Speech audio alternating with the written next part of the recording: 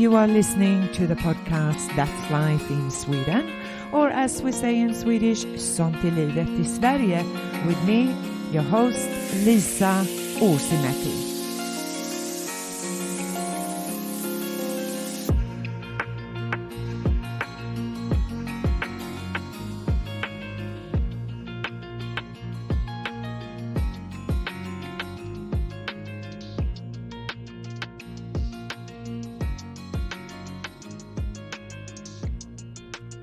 Welcome, Barbara Gross. How are you this morning? Hi, Lisa. I'm very fine, and thank you very much for this invitation. Oh, you're so welcome. I think it's so exciting because you have traveled from Italy to Sweden. Is that correct? That is correct. I'm here for 2 months now. Okay, and you're visiting, of course, our University of Göteborg, Gothenburg University. Yeah, I'm here as a researcher and also as a guest lecturer. Yes. And I'm really honored to have this opportunity and also now today to be part of one of your very fabulous podcasts. Okay, well, great. Barbara, what made you decide to do a PhD? Yeah, maybe to understand what has led me to continue studying and also my field of study, I really should start from my childhood. I already as a child, I was very curious, and early I was also fascinated by learning, by education, and also by educational institutions. And during the course of my studies, I have then developed a special interest in diversity, especially in dealing with linguistic and cultural diversity in educational institutions. And to understand why I'm so interested in this field, a few words also on the social cultural and social linguistic context in which I grew up are necessary. I grew up in the province of Bozen-Bolzano, which is in northern Italy, and it was a part of the Austrian-Hungarian Empire and was then annexed to Italy after the First World War. And this resulted in a struggle for self-determination and also for minority rights. Today, this province is characterized by an autochthonous multilingualism and also by interculturality. So we have German and Italian language and also the Latin, which is a minority language. And in addition, also different heritage languages. And this aspect has always fascinated me. Also in educational institutions in the province, the schools are divided for linguistic groups. That means we have a German language school system and an Italian language school system and also a Latin one. And I already as a child, I couldn't understand why and really wanted to learn the other language better and understand also this culture.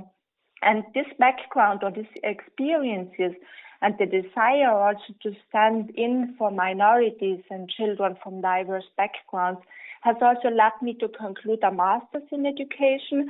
And after I completed this degree, it was clear to me that my academic career was not yet finished. I started working as a teacher in primary school, in both in the German and in the Italian language primary schools, and also in education, and in part-time I studied psychology. And afterwards, when I graduated, I started my PhD in general pedagogy. And during this time, I focused on the effects of different social, cultural, and linguistic backgrounds of primary school children on their academic performance. And now I am an assistant professor in general and intercultural education at the Free University of Bolzano, and a lecturer also in the Goethe University Frankfurt in Germany. And within these roles and institutions, then I developed also further my research interests in educational opportunities, policies, and also knowledge organization. Yeah. Wow, what a background! I'm curious. How would you define or explain interculturality?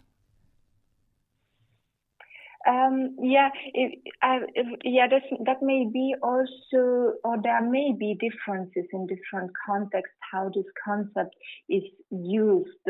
I think in Italy we really speak about intercultural education. In other contexts, it's more multiculturality. I think intercultural education has always to do with who are we and who are the so-called others, and to a lot to work towards tolerance, acceptance, and also to know different traditions and ways of life. Yes, and you live in the northern part of Italy, so it's kind of like you said, it's on the border with Germany. So I'm just curious, do people get along in that area? You know, we have a lot of issues right now with borders closing, we're becoming more nationalistic. And I'm just curious about what is happening in your part of the world. Now I think they go along very well nowadays.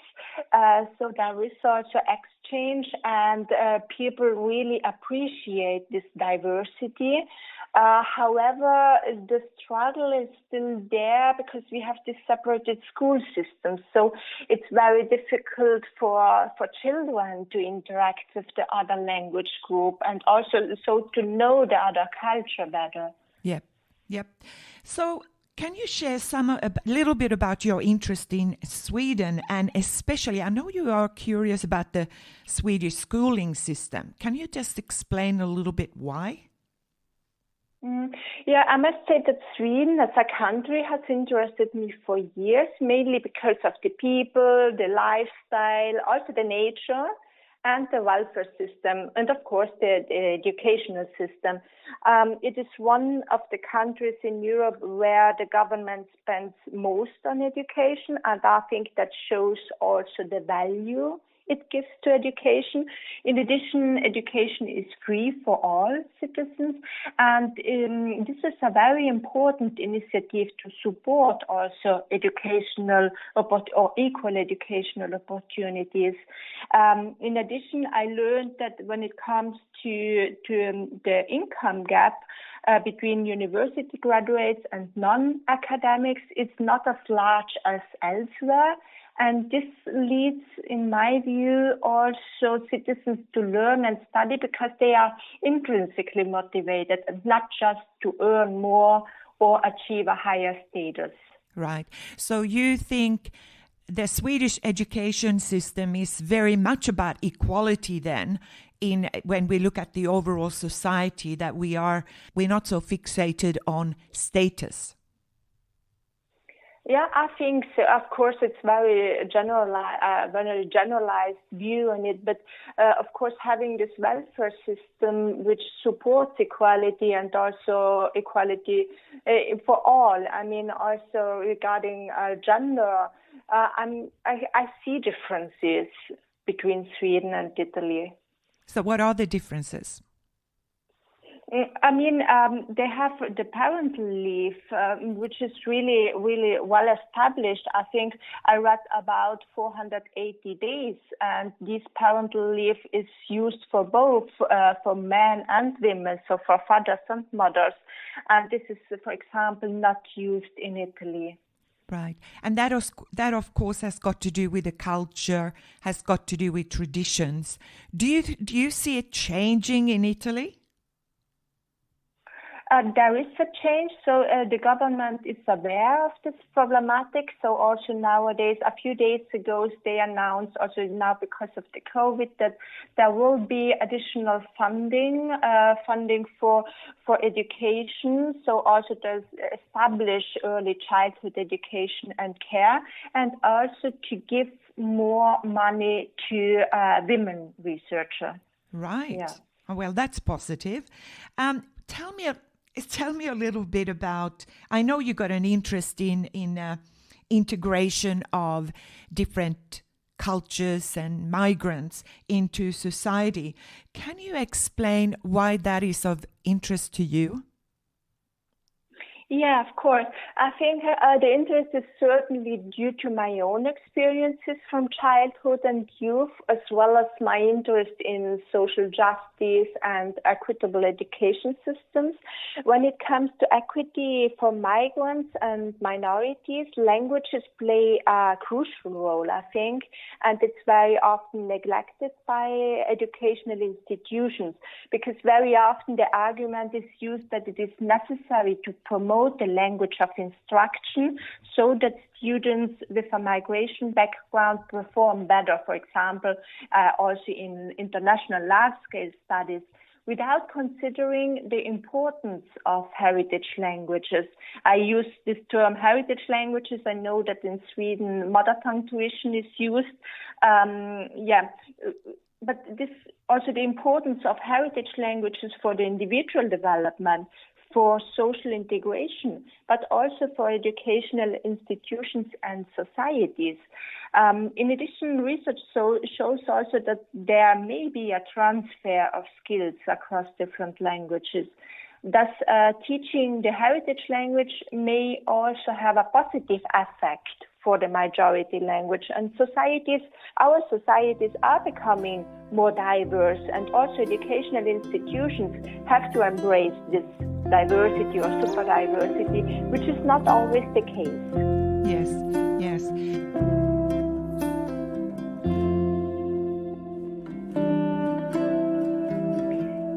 During my research stay here in Sweden, I've had the opportunity to visit the schools at different school levels, and I have to say that there are many differences when comparing schools around the world, not only regarding contents, but also, and I'm more interested in organization and management of schools, and by comparing the system in Sweden and Italy, I see many differences. Just to give you a few examples first, because we have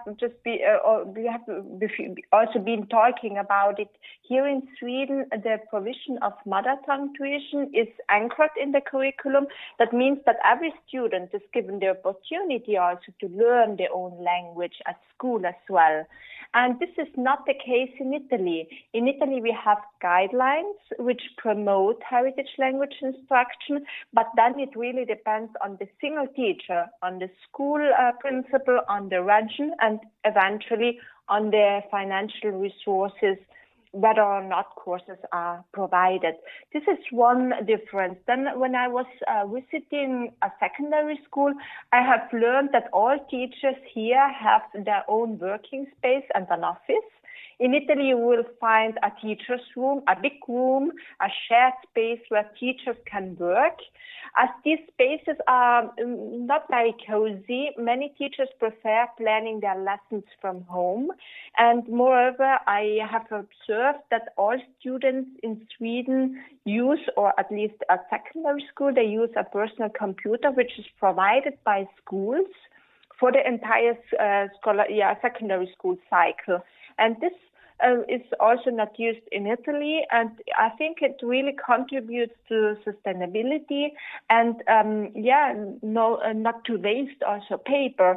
I see that in general sustainability is very important to Swedes. And let me see, another difference may be regarding, I also visited a school for immigrants, which provides Swedish instruction for immigrants. These courses are for free as education in general, and they are very well organized. And the organizers, they consider the background and also the previous experiences with learning in general and the educational opportunities which these new citizens and schools or citizens had. The schools then work closely with the employment office, and newcomers, they have also the opportunity to do internships, and so to gain professional experience, to improve the language skills, and also to have references for their CV. The schools then work together with psychological services. And I think this holistic approach helps migrants to integrate and also to build a good life. So eventually this will also contribute to society and to economic growth of a country. Can I then ask you, just so what's happening in Italy? Are you saying that, what is the situation in Italy? Are there not support for immigrants with language training? There is support also for migrants when they come. But I think the real difference is this holistic approach. So this intertwined approach between employment offices, language centers, and it works very well together so that really migrants can integrate and have their possibility to build their life. And I think in Italy it is possible, but it's not so good connected. So it's not organized. Yes. Yeah, right. And that, of course, has got to do with resources and money. Of course.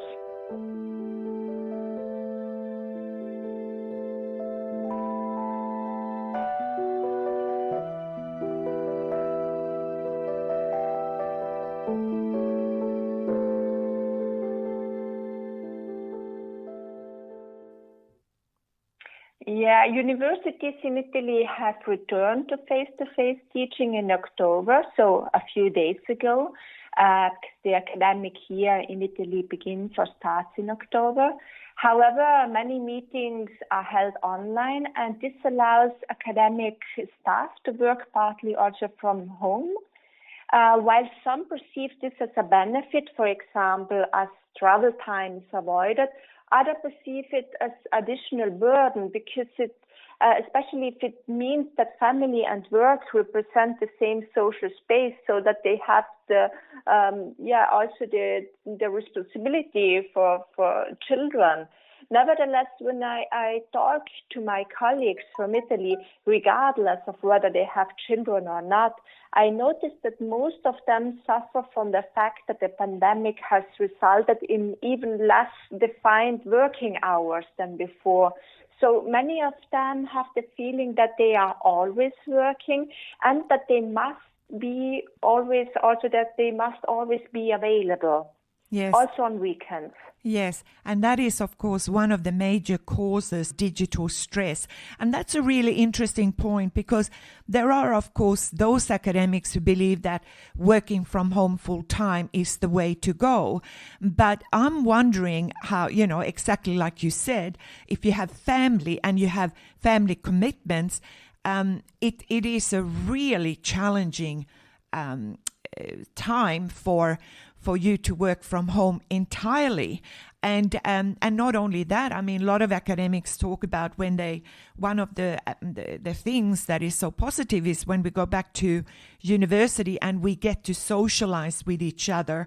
And so it's not that working at home all the time, which is, and like you said, for some people that is very, very difficult.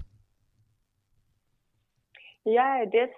And I think the way could be to use these methods we have. I mean, it's not bad. Sometimes it's good to have meetings online, but it's not enough to meet people always only on the screen. I think this personal exchange and also talks which emerge in not planned situations that embraces also creativity, and I think that is very important for researchers, for academic life. Yes, and I think I tend to be with you.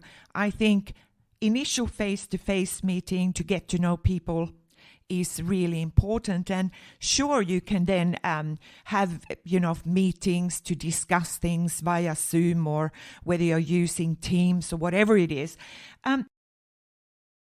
Have you noted during your time here in Sweden any differences between Italy and how work-life balance and well-being is supported here in Sweden? Yeah, I have noticed some differences. I have also to add that even through this problem, which we have talking about right now, is also also exists here in Sweden, as I think everywhere in the world, I assume. So that the people or academics have the feeling that they have to be always available, and this is surely also due to the impact of media consumption habits. I have still the impression that Sweden aims at a more balanced relation between work and private life. For example, also through, as I already said, this paid parental leave, and also the high amount or number of days of paid holidays, which are around 25. I also recognize that offices have very limited opening hours, and that was a bit difficult for me at the beginning. And citizens told me that this may also be influenced by the weather, so by the few daylight hours in winter. Moreover, it's not highly valued if employees spend too much time at work on overtime. And in Sweden, it's highly valued that people also take time for their own family and also for friends. In addition, another difference I've observed is regarding well-being in companies and universities. They make small gestures that contribute to well-being of their employees, such as providing fresh food or tea and coffee for everyone in shared rooms. In Italy, initiatives like that are found in some private companies, but generally not in public institutions such as universities.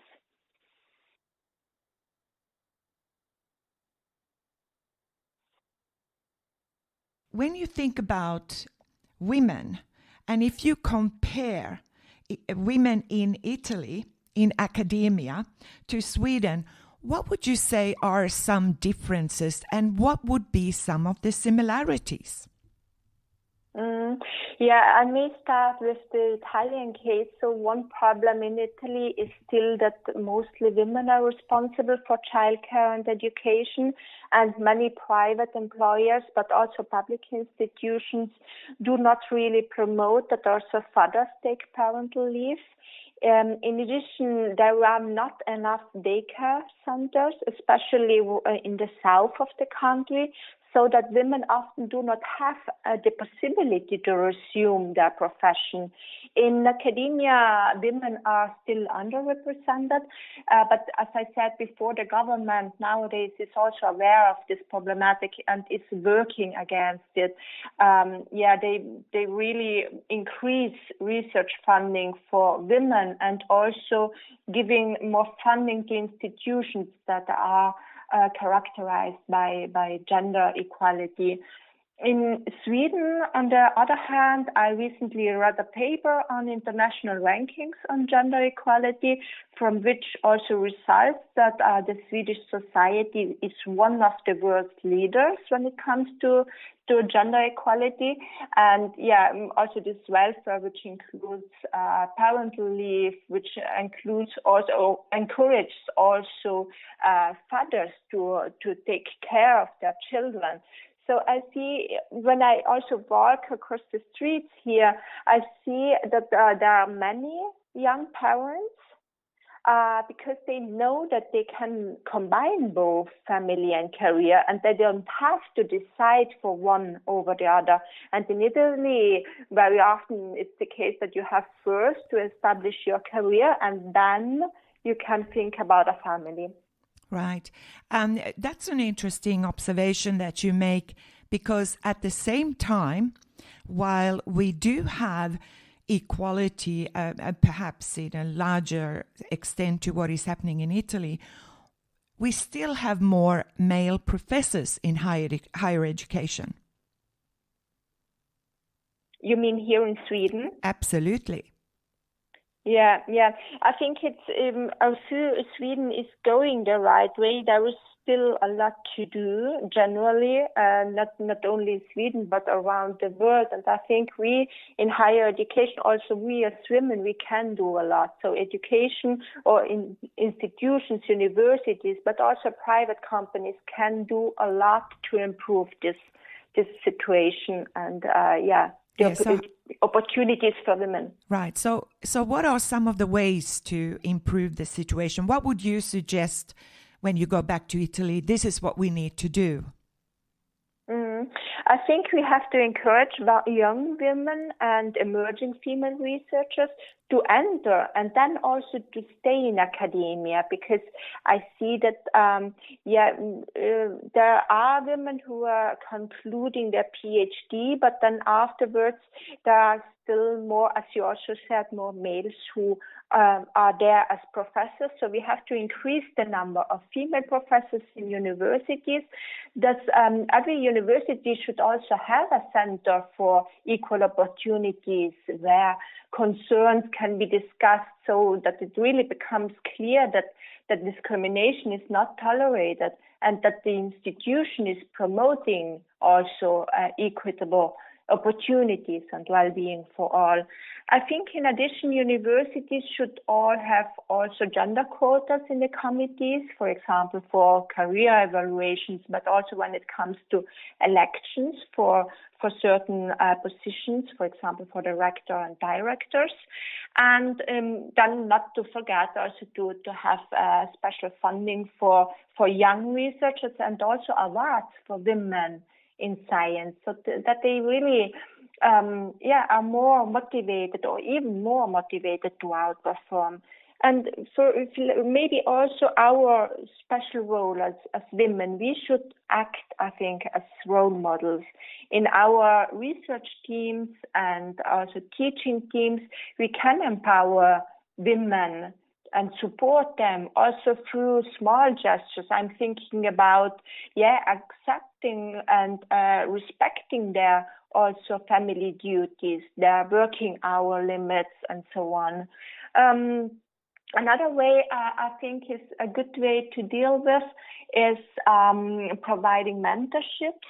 So mentorships by women who succeeded, and also led by parents, both men and women who have combined or have successfully combined their career and childcare. Institutions could also think about increasing or establishing high quality and on-campus childcare for their employers or children. Yes, I can only agree with you there. And so have you had mentors yourself to support you through your journey? Who has been your support? Yeah, I have had a very good mentor, and I'm still in contact with him. But it's a man actually. So it is my supervisor of my PhD, and he's already retired. But we are still in contact, and he's still my mentor. He's really fighting for women in academia, so he's very supportive. So when you started your PhD, you had a male supervisor. Did you have a female supervisor as well? Yeah, the second one was a woman, and she was also very supportive. And now I start, because I'm getting a new contract from when I go back now to Italy, and she will also be a woman. And I'm really looking forward to collaborate with her too. And we have to keep in touch, because I'm so curious to see what happens in your future career. A question I am really interested in.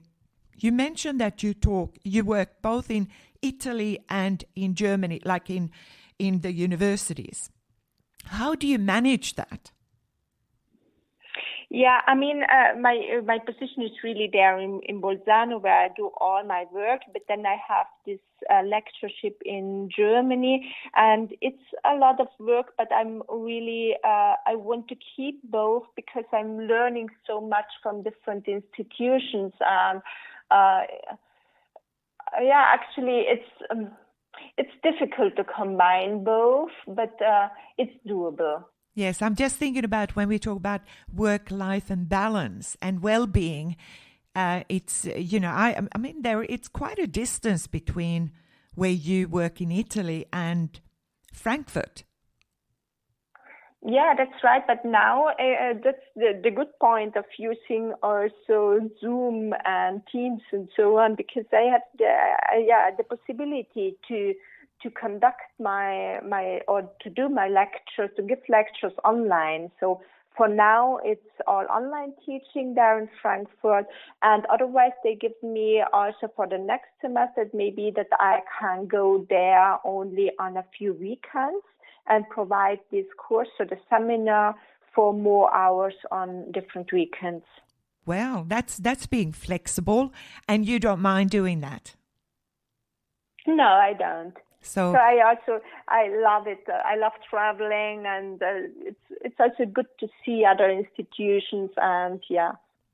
And you have enjoyed your time at the Gothenburg University?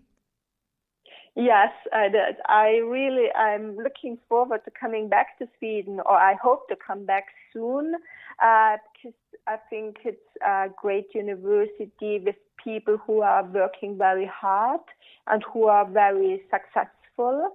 And I love the collaboration in research, but also in teaching. Fantastic.